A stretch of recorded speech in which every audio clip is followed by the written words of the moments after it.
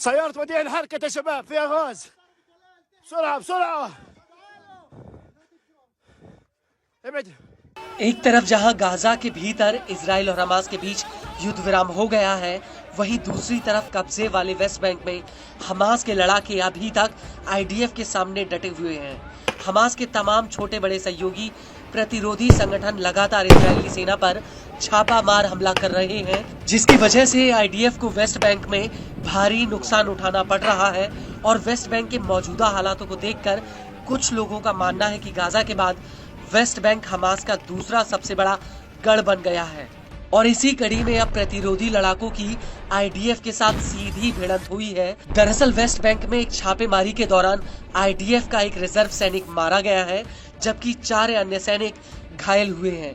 Media reports के मुताबिक उत्तर पूर्वी नबलस के तम्मुन कस्बे में प्रतिरोधी लड़ाकों ने आईडीएफ के रास्ते में बम लगाया हुआ था, जिसकी चपेट में आईडीएफ का एक ट्रक आ गया। और जब ये धमाका हुआ तो उस वक्त ये सभी जवान एक बख्तरबंद वाहन में थे और तभी ये बम फट गया।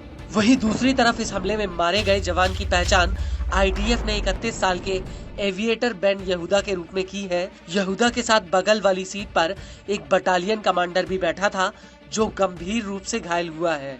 वहीं दूसरी तरफ फिलिस्तीनी रेड क्रेसेंट सोसाइटी का कहना है कि आईडीएफ ने एक 14 साल के लड़के को सीने में गोली मार दी थी, जिसकी अस्पताल में मौत हो गई। रेड क्रेसेंट का कहना है कि इजरायली सेना ने लोगों की भीड़ पर जिंदा बुलेट और जहरीली गैस फायर की थी। और इस सब के बीच आपको ये भी बता दें कि इस हमले से पहले इजरायली सेटलर्स ने वेस्ट बैंक के अल्फुंदुक और पूर्वी कालकिलिया में जमकर उत्पात मचाया था। सेटलर्स ने यहाँ पर जिन्साफुत और अल्फुंदुक कस्बे में कई घरों में आग लगा दी थी, जिसकी वजह से पूरे इलाके में एक भीषण आग फैल गई। सेटलर्स के इस हमले में कई फिलिस्तीनी घायल भी हुए हैं। इसके अलावा वेस्ट बैंक के दक्षिणी अल खलील में इजरायली सेटलर्स ने लोगों की गाड़ियों को आग के हवाले कर दिया था।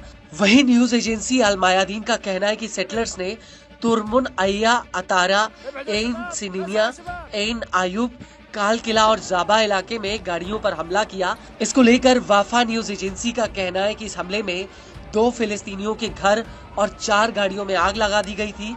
सोशल मीडिया पर इन हमलों को लेकर कई वीडियोस भी वायरल हो रहे हैं।